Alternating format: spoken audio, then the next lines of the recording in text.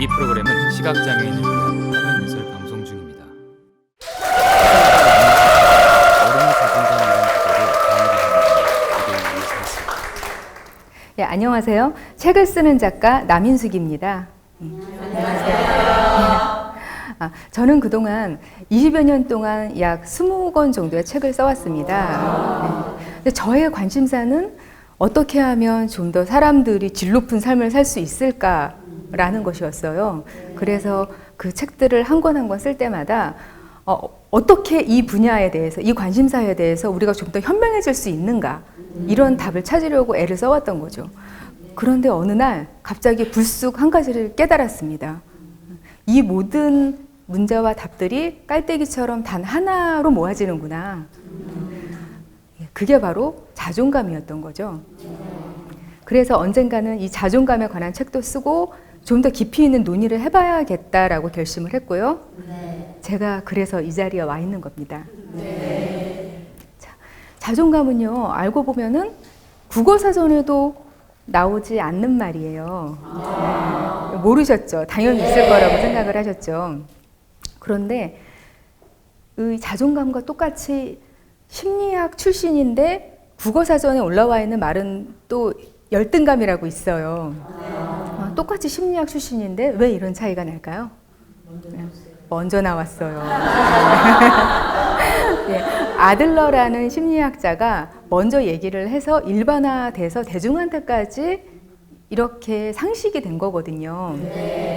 근데 이처럼 아직까지 국어사전에도 올라와 있지 않을 정도로 이렇게 어려운 학문적인 용어인 자존감이 왜 이렇게 우리의 관심을 요즘 많이 받고 있을까요?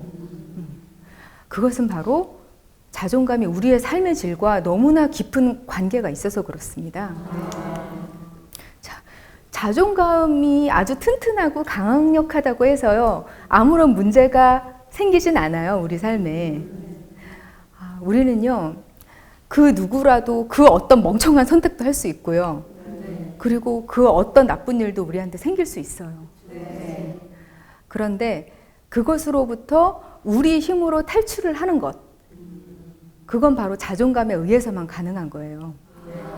그리고 이런 자질은 삶의 질과 굉장히 관계가 깊습니다. 그래서 자존감 하는 거예요, 우리들이요. 자, 여러분, 이 속담 들어보셨어요? 네. 자, 벼는 익을수록 고개를 숙인다. 자, 언제 처음 들어보신 것 같으세요? 우리 초등학교 때, 네. 그리고 국민학교 때, 저는 국민학교 때였어요. 네. 그때 가장 처음으로 배우게 되는 여러 속담 가운데 하나예요.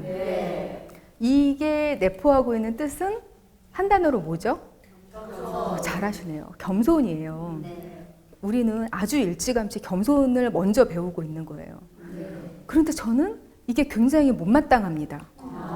아직까지 초등학생들 이거 먼저 배우고 있어요. 자, 이 말이 틀린 건 아니죠. 익을수록 고개 숙이는 거 맞습니다. 그런데 아직 채 여물지 않은 그런 벼가 하늘을 보고 파릇파릇하게 꼿꼿하게 자라야 되는 건 맞거든요. 아직 알곡이 제대로 익지도 않은 그런 벼가 그냥 고개를 숙여버리면 그 벼는 썩어서 죽습니다. 근데 우리는 아직 자기 자신에 대해서 알지도 못하는 아주 꼬마 시절에 벌써 겸손을 배우고 나를 낮추는 법을 먼저 배우는 거예요. 그러니 나를 탐색하고 나를 키우고 알 기회를 다른 문화권보다 조금 더 일찍 박탈당한다는 생각이 듭니다. 그래서 저는 자존감이 아주 낮고 그리고 더 키우고 싶으신 분들은 일단 겸손이라는 말을 잊었으면 좋겠습니다. 그래서 겸손하려고 하는 그 마음이요, 지금부터 겸손하자 이런다고 해서 생기는 게 아니거든요. 네, 이거는 마치 내가 착하자, 뭐 내가 부드럽자, 네, 이렇게 하는 것과 마찬가지예요. 이 겸손은 자신의 경험을 통해서 또는 그 경험에 대한 성찰을 통해서 성장을 통해서 저절로 생겨나는 것이지 내 자신을 억누른다고 낮춘다고 해서 생겨나는 것이 아니거든요. 그러니까 겸손은 마음의 문제가 아니라요, 행동과 그리고 태도, 예의의 문제라고 생각하시면 될 것 같습니다. 그래서 내 마음속에서 막 교만한 마음이 일고요. 나는 쟤보다 잘난 것 같아. 내가 이런 면에서는 조금 많은 사람들보다 괜찮지 않나? 이런 생각이 들더라도 죄책감을 갖지 말고 이걸 다른 사람들한테 보이지만 말아야겠다. 최소한 예의를 지키는 그런 선에서만 내 자신을 표현을 하자. 이런 태도만 제어하는 그런 입장을 취하시는 거예요. 우리는 이 마음 안에서만 얼마든지 교만해져도 좋습니다. 그러니까 먼저 이 안에서 교만을 해지고 나중에 겸손은 따로 배우자는 것. 이것이 우리가 시작할 때의 자세가 아닌가. 이런 생각을 해봅니다. 자, 제가 자존감에 대해서 고민을 할 때 제일 고민됐던 게 바로 이 부분입니다. 자, 자존감은 어린 시절 양육 환경에 의해서 형성된다는 것인데요. 사실 자존감의 정의 자체가 바로 이겁니다. 어릴 때 형성되는 자아다. 이게 심리학에서 말하는 정의예요. 야, 그렇게 되면 이제 제가 어른이 됐어요. 어른이 되었는데 이 낮은 자존감을 좀 어떻게 해보고 싶어요. 나는 다른 사람이 되고 싶다. 그러면 이거 그냥 좌절되는 거 아닌가요? 이론상으로는. 그래서 이게 가장 큰 고민이었는데요. 제가 관찰을 많이 해보고 연구를 해본 결과는요. 이게 가능하다는 것입니다. 저는 어린 시절에 너무나 형편없는 그런 환경에서 형편없는 대우를 받고 낮은 자존감에서 자란 사람이 자기 자아를 재조건한 경우를 너무나 많이 봤습니다. 그래서 가능하다고 확신을 가졌고요. 그걸 여러분들한테 꼭 말씀을 드리고 싶습니다.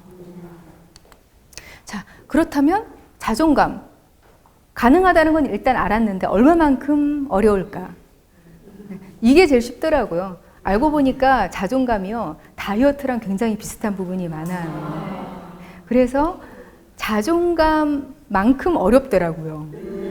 다이어트하고 자존감하고 비슷합니다. 아주. 실패를 할 가능성은 굉장히 크고 어렵기는 해요. 요원하죠. 저도 다이어트에 성공해 본 적은 없습니다. 그렇지만 자존감을 재건하는 데는 성공했어요. 그래서 사람마다 이게 얼마나 어려운가는 좀 정도가 다를 것 같아요.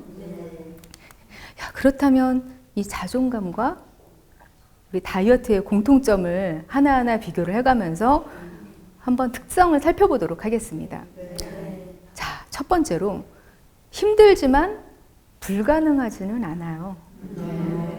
자, 다이어트 어렵습니다.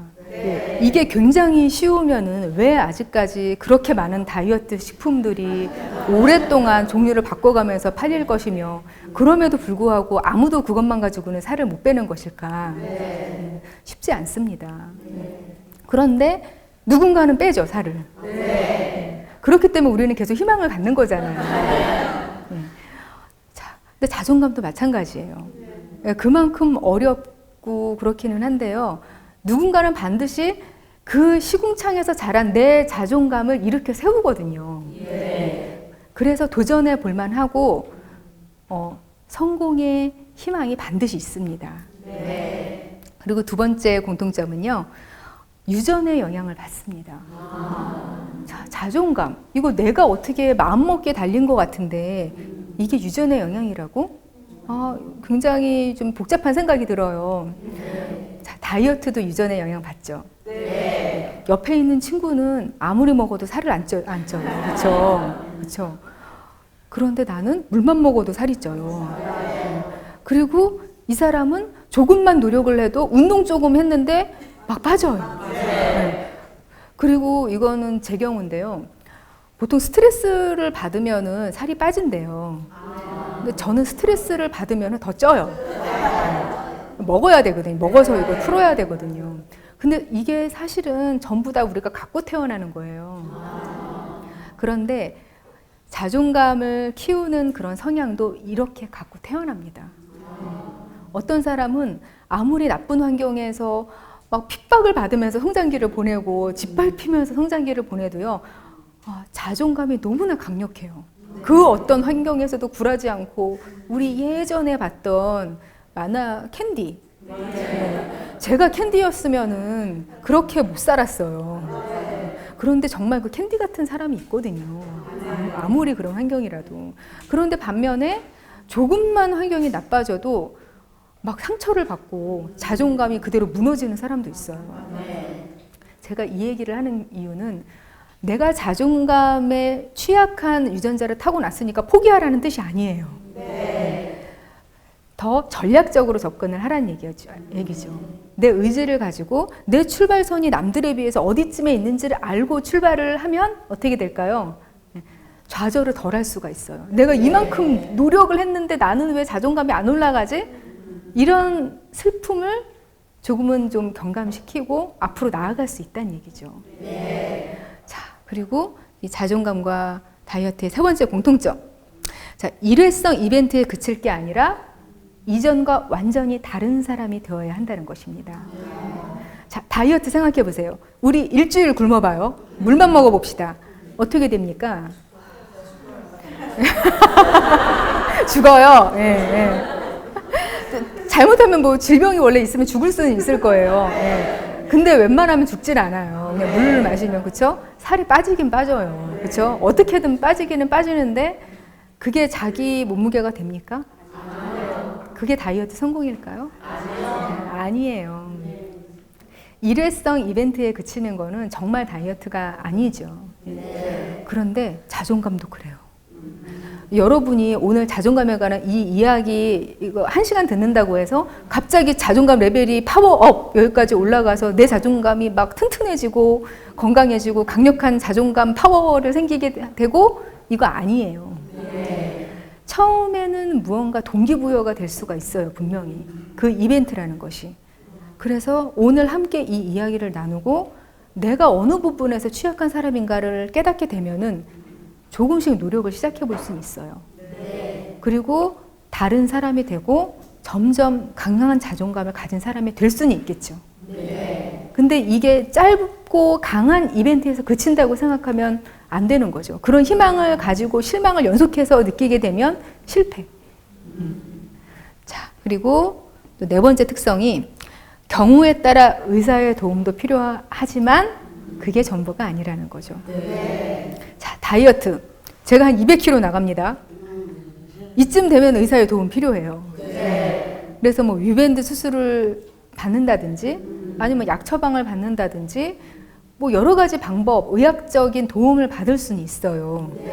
그런데 거기에 나의 지속적인 의지, 노력, 변화가 수반되지 않는다면 와, 위를 크기를 줄이잖아요. 수술로. 늘어나더라고요. 열심히 먹으면 본래 크기로 돌아오던데요. 그런데 자존감도 마찬가지입니다. 자존감이 정말 너무너무 그 수준이 낮은 거는요, 우울증하고 아주 깊은 관계가 있어요. 그쯤 되면은 의사의 도움이 필요합니다. 도움을 받아야 해요. 하지만 의사에게 온전히 의지를 한다고 해서 벗어날 수 있는 건 아니에요. 하나의 작은 도움이 될 수 있을 뿐인 것이죠. 그러니까 이런 점들을 인식을 하면은, 아, 내가 다이어트로 할 수 있는 만큼만 내가 좀 해보겠다라고 생각을 하면 훨씬 좀 마음에 감이 잡히게 되겠죠? 자, 먼저 자존감을 위해서 우리가 할 일입니다. 가장 기억을 하실 것은요, 주변에서 나쁜 거울을 치우는 겁니다. 자, 이 세상은요, 우리가 살고 있는 이 세상은요, 알고 보면 아주 거대한 거울입니다. 내가 살고 있는 환경, 내가 만나는 사람들, 그리고 나를 키워주고 함께 지내는 가족들, 친구들, 직장, 이 모든 것들이 다 알고 보면 거울이고요. 그 거울에 비친 내 자아를 보고 나는 나를 인식을 해요. 알고 보면. 그런데 나를 비추는 그 거울이 막 울룩불룩해요. 깨졌어요. 망가졌어요. 그럼 내 모습이 제대로 비칠까요? 분명히 왜곡되게 비치게 됩니다. 그래서 이 거울을 반드시 나쁜 거울을 치우지 않으면은요, 이건 뭐하고 같은 거냐면은요, 자, 바늘에 찔렸어요. 그 바늘 끝이 똑 부러져서 내 살 안에 들어간 거예요. 아프죠. 네. 그런데 그 바늘을 빼내지 않고 그 위에다 계속 약만 바르는 거. 그거랑 똑같은 거거든요. 그래서 이 자존감을 우리가 나아지게 만들고 싶다는 생각이 들면 가장 먼저 해야 될 일이 이 매정한 마음, 조금은 단단하고 차가운 마음을 가지고 거울을 치우는 겁니다. 나쁜 거울. 그렇다면 구체적으로 이 거울이 과연 뭘까? 자, 먼저요. 나를 무시하거나 이용하는 그런 나쁜 친구들. 대표적인 나쁜 거울들입니다. 그런데 우리는 나쁜 거울이라는 걸 알면서도 이걸 쉽게 못 치워요. 왜 그러냐면 왠지 내가 외톨이가 될 것 같고요.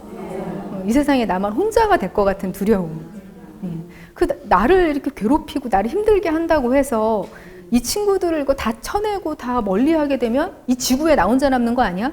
이러다가 나 고독사 하는 거 아니야?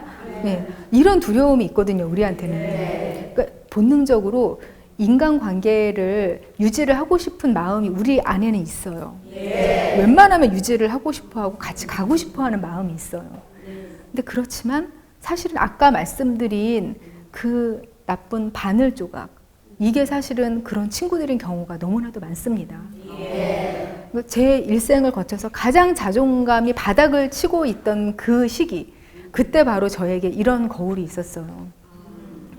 그래서 그 몇 년 동안 저는 세상에서 제가 제일 못생기고 제일 머리 나쁘고 제일 능력 없고 그런 사람인 줄만 알고 지냈어요. 저는 너무너무 불행했습니다. 그런데 그 거울을 치우자마자 너무나 빠른 시간에 회복이 되는 거예요. 이것은 의외로 굉장한 자유를 선물하는 일이에요. 자, 여러분이 너무 자존감이 바닥을 쳐요. 내 자존감이 미약해요. 주변을 한번 둘러보세요. 나한테 나쁜 영향을 주는 거울이 있는지 용기를 내보십시오. 자존감은 용기와 아주 깊은 관계가 있어요. 그래서 그 용기를 내서 치우면은 새로운 밝은 세상이 나에게 빛을 비춘다. 이런 느낌을 분명히 받으실 수 있을 겁니다. 가장 쉬운 일이에요, 사실은. 근데 재밌게도요, 이런 얘기가 있어요. 좋은 친구를 만드는 것보다 나쁜 친구를 만들지 않는 게 낫다. 그냥 혼자인 게 나은 거예요. 그런데 정말 혼자가 또 되는 줄 아세요? 그 나쁜 거울인 친구를 치우면은요, 나에게 힘을 주는 다른 친구가 그 자리에 들어와요. 그냥 골방에 앉아서 아무것도 안 하고 혼자 있지 않은 이상, 내가 조금이라도 세상에 호의를 가지고 바라보고 사람들과 가까이 하고 싶은 마음을 품으면은 그 사람이 들어와요. 좋은 거울이 되어주는 사람이 내 옆으로 오는 거죠.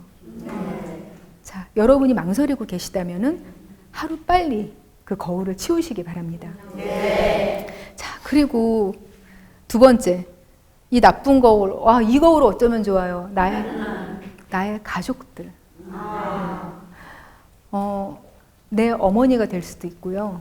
아버지가 될 수도 있고, 자식이 될 수도 있고, 형제가 될 수도 있어요. 우리가 혈연으로 맺어졌다고 해서 무조건 평생 붙어 살아야 되고 책임을 지어야 되는 건 아니거든요. 이 가족이 나에게 나쁜 거울이 되고 끊임없이 내 자아를 갉아먹고 있다면 뭐 칼같이 이게 딱 끊지 못할 수는 있어요. 하지만 우리의 삶의 공간을 조금 더 멀리 분리할 수는 있고요. 조금 정신적으로도 독립을 할 수도 있어요. 그러니까 그걸 인식하는 것부터 시작이거든요. 내 뿌리가 나를 힘들게 한다는 거는 굉장히 힘든 일이에요. 이건 근본부터가 평생을 지고 가야 될 짐이지만 우리는 유교문화권이고 공동체를 굉장히 중요시하는 그런 정신적인 환경에서 자랐어요. 그렇기 때문에 이걸 뿌리칠 수가 없단 말이에요. 근데 이제 세상 점점 변하고 있죠. 개인주의만이 우리를 구원할 수 있는 세계를 우리는 살고 있어요. 개인의 가치가 좀 더 최우선되는 그런 환경일 때만 우리는 행복감을 느낄 수 있는 사람이 점점 되어가고 있거든요. 그 무엇보다도 내가 중요하다. 내가 1순위다. 나를 1순위에 놓고 내가 행복한 다음에 그 다음에 가족과 그리고 친구들. 이 사람들을 그 다음으로 생각하자는 마음이 있으면은 우리의 자존감은 훨씬 그 수준이 올라갑니다. 자, 그리고 이 나쁜 건강. 몸이 내 의지대로 움직이지 않으면요, 자존감 바닥을 칩니다. 이 세상에 마음대로 되는 게 하나도 없잖아요. 그런데 적어도 이렇게 내 맘대로 움직일 수 있는 팔, 내 맘대로 움직일 수 있는 고개, 이것마저도 내 마음대로 안 된다는 걸 내가 깨닫게 될 때, 그럴 때 우리는 좌절감을 느끼게 됩니다. 그러니까 건강은요, 젊었을 때부터 그리고 건강할 때부터 굉장히 신경을 써줘야 될 일이고요. 컨디션 조절이 우선입니다. 자, 자존감을 바닥을 쳐요. 피곤해요. 쉬어야 됩니다. 내 몸을 어떻게든지 끌어올려야 됩니다. 굉장히 중요한 일이고요. 그리고 네 번째, 나쁜 환경. 정말 끔찍한 직장에서 일해요. 우리는 재미있는 직장, 재미있는 일만 하고 살 수는 없어요. 그건 분명한 일이에요. 그런데 최소한 내 적성에 너무 어긋난 일을 하면은 안 돼요. 저는 예전에 아르바이트 할 때 학생들을 가르치는 일이 저한테 굉장히 안 맞는 일이었어요. 그래서 그때 너무나 불행하더라고요. 근데 그 일을 그만두었을 때부터 제 자아가 점점 단단해지는 걸 오히려 느꼈어요. 차라리 조금 덜 벌더라도 저한테 조금이라도 맞는 일을 찾기 위해서 나서는 일이 그만큼 가치가 있더라고요. 그러니까 조금 희생을 치르더라도, 조금 돈을 덜 받더라도 용기를 내서 그 환경을 바꿔보는 것도 우리가 시도를 해볼 만한 일입니다. 이 자존감하고 굉장히 관련 깊은 그런 개념이 하나가 있어요. 그게 바로 행복입니다. 자, 행복한 사람이 자존감이 바닥을 치거나 아니면은 정말 불행한 사람이 자존감이 굉장히 높은 경우는 없습니다. 이거는 같이 가는 개념이에요. 그래서 우리가 행복에 대해서 좀 더 생각을 하면은, 그리고 행복 수준을 높일 수 있으면 우리의 자존감도 분명히 올라갑니다. 야, 그렇다면 우리는 어떻게 하면 행복해질 수 있을까요? 자, 여기서 나올 만한 가장 확실한 답변을 제가 알고 있어요. 로또 1등 당첨. 그렇게 되면은 굉장히 행복해질 거라고 생각을 아마 하실걸요? 근데 솔직히 말씀드리면요, 저도 그래요, 저도. 아, 로또 1등 당첨되면 그 뉴스에 나오는 사람들처럼 불행해지지 않고 아주 합리적으로 제 행복을 위해서 잘 쓸 수 있을 것만 같은 기분이 들어요. 다 자신감 있으신가요? 그러니까 계획 세워 놓으셨죠? 자, 그런데 연구 결과가 있어요. 그렇지 않다는. 자, 마틴 셀리그먼이라는 하버드의 유명한 심리학자가 있어요. 이 사람이 행복 심리학, 긍정 심리학이라는 걸 만들었어요. 원래 의학도 그렇고 심리학도 그렇고요, 나쁜 거부터 연구를 시작을 해요. 항상 아픈 거, 나쁜 거, 그런 식으로 연구를 시작하고 항상 좋은 걸 유지할 수는 없나? 이거는 제일 나중에 연구를 해요. 그래서 의학도 예방의학이 아주 최근에 나왔잖아요. 근데 심리학도 우리가 행복하면 될 거 아니냐, 그럼 행복을 연구하자, 이것도 아주 최근에 나온 거거든요. 그런데 그분이 행복에 대해서 공식을 만들었어요.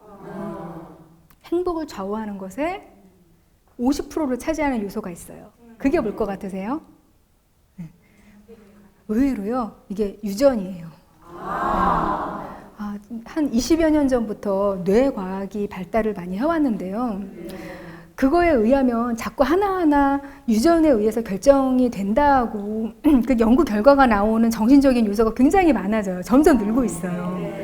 우리가 게으르면 그것도 유전이고, 우리가 좀 더 우울하면 그것도 유전이더라. 이런 게 영향을 많이 미치고 있다는 거죠. 그런데 그럼 나머지 50%가 이제 중요하잖아요. 고정이 돼 있으니까 유전은. 그 중에서 10%를 차지하는 요소가 바로 우리가 생각한 로또, 그거가 포함되는 환경이에요. 그래서 뭐 어떤 부모를 타고났느냐, 내가 금수저냐 흙수저냐, 그런 것까지 포함을 해서 내가 좋은 남편을 혹은 좋은 남친, 아내를 만났느냐, 그런 모든 것들이 다 합쳐도 10%라는 거예요.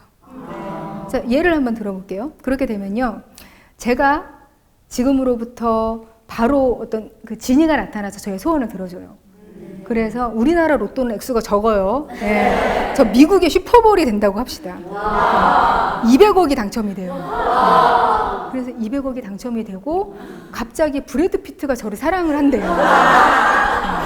그런 배우가 사랑을 한다고 하고, 그리고 제가 어느 날 갑자기 머리가 좋아져서 한 100개 국어를 할 수 있게 돼요.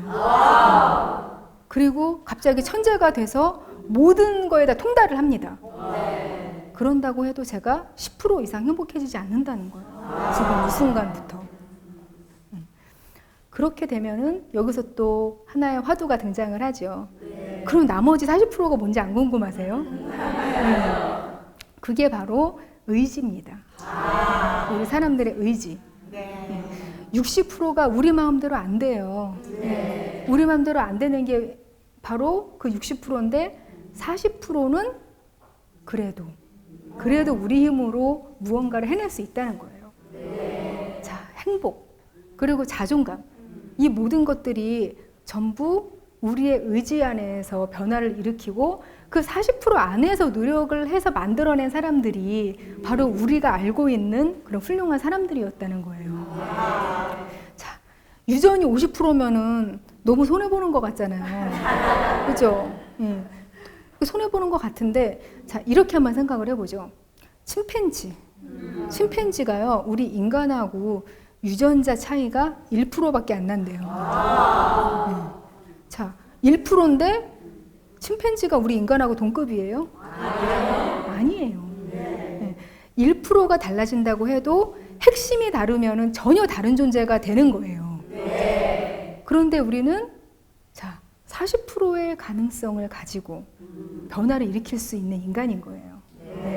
그렇다면 우리 유전도 못 타고났어요. 부모님이 자꾸 우울한 기분만 타고나게 만들었어요. 그리고 환경. 부모님이 나를 흙수저로 낳아주셨고 계속 자존감을 깔아뭉개는 그런 환경에서 날 키우셨어요. 그 모든 것임에도 불구하고 우리는 그 40%로 자존감을 재건하고 올라갈 수 있다는 거죠. 자, 이쯤 되면 우리에게도 희망이 있는 거 아닌가요? 자, 이 행복 공식을 자존감 공식과 연결시키셔서 여러분도 자존감 레벨을 올리시기 바랍니다. 자, 우리는 자존감이 마음 안에서만 있는 일이라고 생각을 해요. 그런데요, 제가 주변에서 본 자존감을 회복한 사람들, 자존감을 자기 힘으로 일으켜 세운 사람들의 공통점은요, 행동을 해요. 마음 먹은 일이 있으면은 일단 움직입니다. 전화 걸고요, 이메일 보내고요, 갑자기 어디 등록을 하고요, 어딘가로 가요.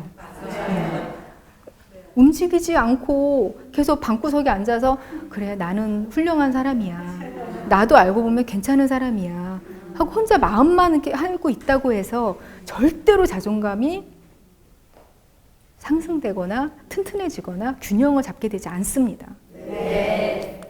그래서 이 행동으로 할 수 있는 게 뭐냐면요, 자기 통제감이라는 것을 우리는 가질 수 있어요. 이 자기 통제감이라는 것은 마음대로 되는 것이 하나도 없는 이 세상에서 그래도 내가 원하는 방향으로 살 수 있겠다, 그래도 이만하면은 괜찮게 내 힘으로 조절을 해나갈 수 있겠다라고 느끼는 마음이 바로 자기 통제감이에요. 이 자기 통제감이 있으면은 자, 사는 데 있어서 그래도 세상이 살만하고 나도 이 정도 내 삶에 영향을 미칠 수 있는 사람이구나, 이런 생각을 할 수 있게 됩니다. 근데 여기서 가장 필요한 건 뭐냐면요, 작은 일이라도 내가 결정을 해야 돼요. 자, 식당에서 주문을 해요. 여러 가지 메뉴가 있어요. 근데 뭘 시켜야 될지 잘 모르겠어요. 근데 사람들이 자, 메뉴 통일하자, 짜장면 얘기를 해요. 그러면 그냥 어영부영 짜장면 이렇게 돼요. 점심시간에 내가 먹고 싶은 걸 하루도 먹는 날이 없는 거예요. 근데 뭐 짜장면 크게 나쁘진 않아요. 그냥 받아들이면서 살아요.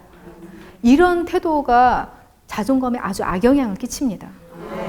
남들이 모두 짜장면이라고 할 때 짬뽕 이렇게 외칠 수 있는 아주 작은 거지만요, 의외로 그거에 용기가 필요해요. 근데 그런 작은 부분에서 용기를 낼 때 자아 통제감이 생기고요, 자기 통제감이 올라가고요, 그것을 통해서 자존감이 점점 단단해집니다. 이거는 연습을 해야 돼요. 저는 100살 때까지 연습은 해야 된다고 생각합니다. 치매도 늦게 옵니다. 뇌를 더 많이 쓰기 때문에. 자, 자기 통제감을 키우기 위해서는요, 이런 일들을 해볼 수 있어요. 자, 선택을 회피하지 않습니다. 네. 일단은 내 의지로 선택을 하고 거기에 책임을 지는 거예요. 그리고 의사 표현을 분명하게 합니다. 네. 자, 어떤 사람은요, 자, 모임에 참석할 수 있어? 하고 모임에 깨톡, 예. 깨톡을 올립니다. 예. 깨톡을 올려서, 자, 이번 주 금요일 1시 어떻습니까? 하고 올리면은 그 중에 한 2-3명은 항상 대답을 안 해요. 되겠다는 거야, 안 되겠다는 거야. 전화를 해봅니다. 그럼 그 중에서 1명은요, 아, 내가 대답을 안 한다는 것은 안 가겠다는 뜻이야. 그렇게 이야기를 해요. 그러니까 다른 사람한테 전화를 해요. 아, 내가 대답을 안 하는 거는 그냥 간다는 뜻이야. 이렇게 얘기를 해요. 이거 누가 어떻게 합니까, 그거. 그러니까 이런 사람들은 그 의견마저도 실은 뚜렷하지가 않은 거예요. 그러니까 뚜렷하지가 않고 그냥 되어가는 대로 그냥 그때그때 봐서 마지막 순간에 어떻게 휩쓸려 볼까? 이런 마음 상태인 사람인 거예요, 사실은. 근데 이거 습관 고쳐야 됩니다. 나 그날 간다. 아니면 최소한 그날 약속이 있는데 어떻게 될지 모르기 때문에 뭐 전날 통보하겠다. 라는 거라도 표현을 분명히 해줘야 돼요. 그리고 생각을 너무 많이 하지 말기. 이것이 또 하나 방법인데요. 자기 자신에 대해서 너무 많은 생각을 하는 사람일수록 자존감이 떨어진다는 연구 결과가 있습니다. 자, 우리 생각하고 너무 달라요. 자존감을 우리가 강하게 하기 위해서는 나에 대해서 알아야 되고, 그리고 더 많이 생각해야 되지 않을까? 하지만 오히려 그 반대라는 거죠. 생각은 덜 하고 행동을 해요. 행동을 하면요, 그 세상이라는 거울에 부딪혀서 내 모습을 내가 더 잘 알게 되거든요. 네, 그런 사람이 훨씬 더 많이 배우고 깨닫게 됩니다. 무조건 움직이셔야 됩니다. 그리고 자, 생각한 것은 즉시 행동에 옮기기. 제가 만난 그 자존감을 회복한 사람들의 특징이에요. 이야기가 나왔을 때, 아, 내가 그 일을 하는 사람을 소개시켜 줄게. 이런 이야기가 나왔으면 그 자리에서 전화를 걸어요. 이 사람들은. 나중에 언젠가 내가 시간 나면 연락하지. 이런 사람이 없어요. 누구든지 바로 지금 이 순간 즉시 행동에 옮기는 거죠.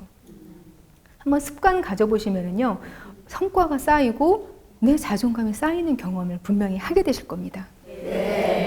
그리고요, 내 탓이야가 아닌 내 책임이야로 생각을 바꾸기. 자, 이 내 탓이야. 모든 잘못된 것들은 다 내 잘못이야. 이 생각만 하고 있으면은요, 모든 나쁜 일들이 다 내 탓이고 내가 아주 벌레 같은 존재로 인식되기가 쉬워요. 자, 이런 생각은 없애야 하고요. 근데 그렇다고 해서 아무것도 내 탓이 아니야. 이 사람들도 굉장히 낮은 자존감 수준을 보입니다. 근데 뭐가 돼야 되냐면요, 내 탓이야를 벗어나서 내 책임이야로 바꿔야 됩니다. 자, 나쁜 일이 일어났어요. 그런데 그것은 나 때문에 일어난 일이 아니에요. 그런데 그렇다고 해서 그걸 그냥 내버려 두고 내 삶에 악영향을 끼치게 그냥 내버려 두는 게 옳은 일일까요?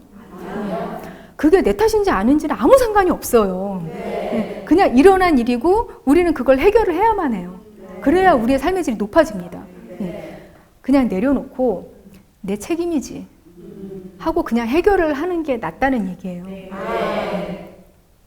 자, 그렇다면 이제 우리는 방법을 찾았어요. 여기서 하나의 중요한 개념이 있는데요. 바로 자신감이에요. 자, 자신감하고 자존감. 이거 같은 거라고 착각하고 계셨던 분 한번 손 들어보세요. 아니에요? 다 다르고 너무나 잘 알고 계셨어요. 표정 아니에요. 지금 이러신 거 보셨어요? 예, 자신감하고 자존감이 아마 이게 다른 건지 같은 건지 아리까리 하실 거라는 생각이 들어요. 그리고 자신감이 있는 사람을 보면 자존감이 굉장히 훌륭한 사람이다. 단단한 사람이다라고 우리는 인식을 해요. 근데 이것은 굉장히 다른 거고요. 자존감을 키우는 데 있어서 자신감이 굉장히 중요한 요소라는 거를 알아두시면 돼요. 자, 여기 농구 선수가 있어요. 지금 농구 골대 앞에서 공을 가지고 섰어요. 프리드로우 순간이에요. 이걸 넣어야만 팀이 이길 수 있어요. 그 앞에서 나는 저걸 분명히 넣을 수 있어. 나 이거 할 수 있을 것 같아. 이게 바로 자신감입니다. 그런데 이걸 넣었어요. 근데 실패한 거예요. 튕겨 나왔어요. 그래도 나 자신을 미워하지 않고 그래 다음에 잘하면 되지. 그럴 수도 있지. 변함없이 나를 사랑할 수 있는 마음이 바로 자존감이거든요. 이건 어마어마한 차이가 있어요. 자신감이 있는 사람도 자존감이 굉장히 바닥 수준을 치는 사람들이 굉장히 많습니다. 그래서 자존감은 형편없는데 자신감만 있는 사람들이 때로 다른 사람들을 무시하고 또 깎아내리면서 본인의 자신감을 자꾸 충족시키려는 그런 부작용까지 보이는 경우가 있어요. 우리는요, 이 자존감을 키우는데 이용을 해야 합니다. 자, 다이어트와 자존감에 관련이 있다고 했죠. 이 자신감이 다이어트에 있어서의 단식하고 비슷한 개념이에요. 스타트를 끊고 뭔가 눈에 보이는 성과를 내기에는 좋아요. 자신감이. 그런데 이거에만 집착하다 보면 계속 굶어요, 우리는. 그래서 자신감을 자존감으로 착각하고 계속 자신감을 충족시키기 위해서 너무 일만 하는 거예요. 자꾸 자격증을 쓸데없이 따려고 그러고 성과를 내려고만 하고 워커홀릭이 되는 거예요. 근데 그럼에도 불구하고 나를 사랑하는 마음이 안 생겨요. 우리는 그런 함정에 빠지면 안 됩니다. 그래서 자신감은 이용만 하는 걸로 생각을 하시면 될 듯합니다.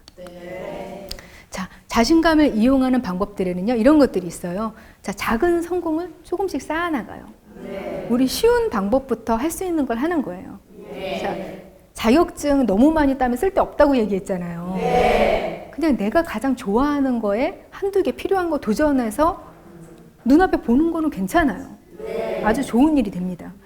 그리고 경험을 늘리는 거예요. 자, 우리가요, 길을 걸을 때, 아는 길을 걸을 때, 그리고 모르는 길을 걸을 때하고 벌써 걸음걸이부터가 달라요, 우리는. 아는 길을 걸을 때는 당당하게 이렇게 걷는데, 모르는 길을 걸을 때는 두리번 하면서 뭐 차 괜히 오는 거 이렇게 피하기도 하고, 주눅이 들어요.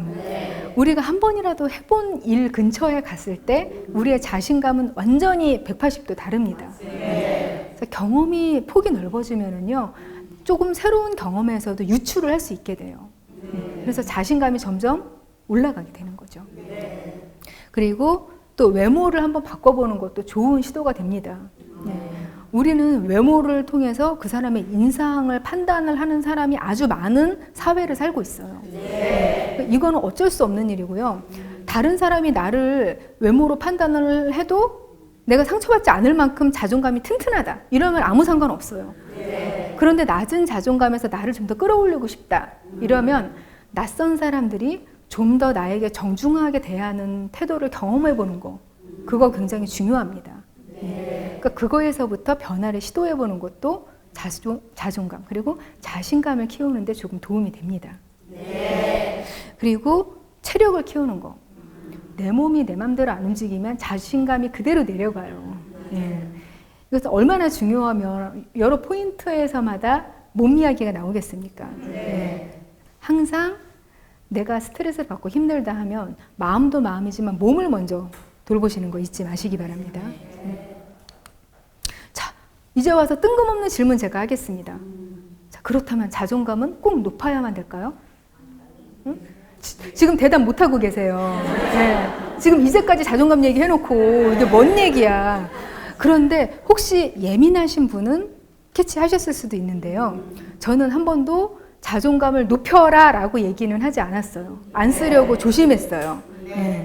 자존감은요, 어느 정도 낮은 수준에서도 안정만 되면은 높은 질의 삶이 보장이 됩니다. 문제는 높낮이가 아니라 균형과 안정이에요. 제가 오랫동안 관찰해온 사람이 있는데 자존감 수준이 낮은 편이에요. 그런데 너무 행복하게 잘 살고 심지어 직장에서도 계속 승진하고 성공을 하는 거예요. 그래서 어떻게 된 일인가 하고 봤더니 그냥 나는 내 능력은 이거 정도밖에 안 돼. 하지만 상관없어. 남이야 남이고 나는 나지. 이렇게 생각을 하면서 크게 야망도 안 가지는 거예요. 자, 야망이 너무 높은 사람들이 자존감 수준이 낮은 경우가 많아요. 왜냐? 내 수준은 항상 내가 원하는 모습 아래에 있거든요. 그래서 끊임없이 노력을 하고 아무리 힘들어도 나는 항상 더 낮은 거. 이 수준밖에 안 된다는 거죠. 그래서 우리는 높은 야망을 가지고 힘차게 자신감 있게 나아가는 사람들만 자존감이 높을 거라고 착각을 해요. 그래서 자꾸만 우리가 원래 타고난 여러 가지 자질들을 다 무시를 하고 저 높이 있는 사람들만 하나의 목표로 삼고 자존감의 그런 귀감이라고 생각을 하는 거예요. 하지만 우리의 깃대는 우리 안에 있어요. 우리 수준이 있다고요. 그 안에서 나는 이만한 자존감으로도 균형 있게 잘 살 수 있는 사람인가? 아니면 이만큼 올라가야만 만족할 수 있는 사람인가? 그걸 내 자신이 판단하는 거 굉장히 중요한 일이라는 거죠. 자, 여러분 안에 있는 여러분의 자아는 어디서 안정감을 느낄까요? 한번 이렇게 생각을 해보시기 바랍니다. 예. 자, 이 자존감이 있는 우리의 삶은요, 저는 이렇다고 생각을 해요. 멀미를 하지 않는 일종의 뱃놀이다. 예. 자, 우리 사는 거요, 어떤 환경에 처해 있는 사람들도 전부 하나도 안 쉬워요. 정말 별의별 종류의 삶을 사는 사람들을 다 만나봤거든요. 내가 부러워할 만한 사람, 뭐 그렇지 않은 사람도 다 만나봤는데 어떤 행복 수준은 그렇게 차이가 안 난다는 걸 발견을 했어요. 아, 이거 참 신기한 일이다. 예. 누구에게나 삶은 정말 다 어렵고 다 힘들어요. 그냥 오죽하면 뭐 니체 같은 사람들, 그런 그 염세주의를 주창한 그런 사람들이 다 삶이 지옥이라고 했을까요? 쇼펜하워 뭐 이런 사람들이 그냥 인생은 다 지옥이야, 이 사람들아. 네. 이렇게 얘기를 했어요. 근데 그만큼 우리 삶이 힘든 건 맞는 일이에요. 자, 항해를 해요. 자, 이렇게 돛담배를 달고서 우리가 갑니다. 언제나 바다가 잔잔할까요? 아닙니다. 어떤 날은 그냥 좋은 햇살 내리쬐고요. 잔잔해요. 잔잔해서 이거 참 살만해요. 괜찮아요. 근데 이런 날이 그렇게 길지 않아요. 막 어떤 날은 바람이 불어서 막 구토가 일어날 정도로 멀미가 나오기도 하고요. 어떤 날은 아, 이러다 죽을 것 같아요. 뒤집어져서 배가. 그런 느낌을 가지기도 해요. 그런데 최소한 자존감이 튼튼한 우리의 삶은요, 멀미를 하지 않는 그런 삶하고 비슷하다고 생각을 해요. 물론 뭐 풍랑치는 거 그렇게 춤추며 기뻐할 일은 아니에요. 막 누구한테나 그건 힘든 일이고 좀 빨리 지나가줬으면 하는 그런 거는 마찬가지예요. 누구한테나. 하지만 우리가 멀미를 하지 않으면 그냥 견딜만 해요. 그리고 그 견디는 시간 동안 아, 그냥 지나가겠지 하고 의연하게 버틸 수가 있어요. 근데 그렇지만 이 자존감, 즉 계속 멀미를 하는 사람, 이런 사람은 조금이라도 배가 흔들리면은 계속 토하고, 그리고 죽을 것 같다, 식은땀을 흘리고 막 괴로워하고, 배 바닥에 계속 널브러져가지고 아무것도 못하고, 그러다가 좀 날씨 괜찮아지면은 회복하는 데 시간 다 가요. 멀미 빨리 가라앉을만 하면 또 풍랑 몰아치고, 이게 계속 반복이 되는 거예요. 자, 멀미를 하지 않는 우리의 마음 체력, 그게 바로 자존감을 키우는 일입니다. 우리에게는. 예. 그래서 저는요, 이 자존감이 있어서 우리가 조금이라도 힘들지 않게 항해를 할 수 있게 되는 삶이 우리가 지향해야 되는 그런 삶이 아닌가라는 생각이 들어요. 예. 꼭 화려한 그런 유람선을 타야만 우리의 삶이 완성되는 건 아니에요. 예. 그거 아무나 그렇게 큰 배, 비싼 배 탈 수 있는 건 아니거든요. 하지만 그 비싼 배를 타지 않아도 우리는 그만 괜찮게 항해를 할 수 있다는 거죠. 그리고 그게 바로 우리의 자존감이라는 거죠. 자존감이 너무 형편없는 사람들은요, 유람선 타도 멀미합디다. 근데 우리는 그렇지 않은 체력을 분명히 가질 수 있을 거잖아요. 이 자존감에 있어서 우리가 야망을 높게 가질수록 자존감이 낮아진다고 말씀을 드렸잖아요. 근데 그렇게 되면 우리 인생에 있어서 목표는 어떻게 하면 우리가 도달할 수 있을까? 이거 조금 궁금해지죠. 근데 이럴 때는요, 우리에게 하나의 깃발을 꽂는 일이 필요합니다. 우리는요, 저기 멀리에 깃발을 꽂아요. 자, 멀리 보이는 산이 있어요. 네. 근데 그 산 멀리에다가 한 빨간 깃발 하나쯤, 우리가 도달해야 되는 그 깃발 하나쯤 우리가 꽂아두는 겁니다. 그런데 그 깃발만 계속 보고 걸어가면 안 돼요. 힘들어요. 어느 세월에 저 산꼭대기를 올라가고 저 에베레스트 정도 되는데 저거 어느 세월에 가. 우리는 지치게 되고요. 거기에 빨리 도달하지 못하는 우리 자신의 모습을 보고 좌절하게 됩니다. 네. 그래서 우리에게 필요한 거는 깃발을 그냥 없애버리는 게 아니에요. 우리한테는. 예. 그렇게 되면은 우리의 삶의 지향점이 없어지고요. 살아가야 될 목표조차도 우리는 잃게 되는 수가 있습니다. 그렇게 되면 우리는 무엇을 해야 할 것인가? 자, 깃발은 꽂아둡니다. 가끔만 봐요. 가끔만 보고, 아, 내가 가야 될 때가 저곳이기는 하구나 하고 인식은 해 놓는 겁니다. 그래서 우리는 깃발을 꽂고 내 눈앞의 일들에 하루하루 충실하면서 살면은 높은 질의 삶을 살고 그에 따라서 자존감도 굉장히 혜택을 보면서 살 수 있는 거죠. 자, 여러분들도 깃발 하나 여기서 꺼내서 준비해 두십시오. 그래서 저기 멀리 보이는 산이건 강이건 그곳에 하나 꽂아 두십시오. 네, 감사합니다. 감사합니다.